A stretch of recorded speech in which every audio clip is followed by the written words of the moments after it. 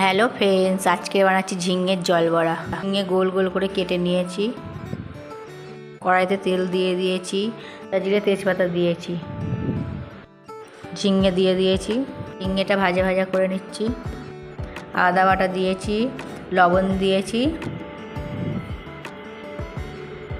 হলুদ গুঁড়ো দিয়েছি, জিরে গুঁড়ো ধনের গুঁড়ো দিয়েছি। ঝিঙেটা ভালো করে কষিয়ে নিচ্ছি। মুগ ডাল ভিজিয়ে রেখেছিলাম, শুকনো লঙ্কা দিয়ে পেস্ট করে নিয়েছি। ঝিঙে কষানো হয়ে গেছে, এবার জল দিয়ে দিচ্ছি। অল্প করে জল দিয়েছি। মুগ ডালের পেস্টটা হলুদ আর লবণ দিয়ে মিশিয়ে নিয়েছি।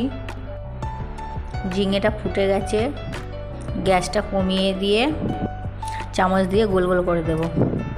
বড়াগুলো উল্টে দিয়েছি, মাখো মাখো হয়ে গেছে, এবার নামিয়ে নিচ্ছি। রেসিপিটা যদি ভালো লেগে থাকে বাড়িতে বানিয়ে খেয়ে দেখবেন এবং সাবস্ক্রাইব করে দেবেন।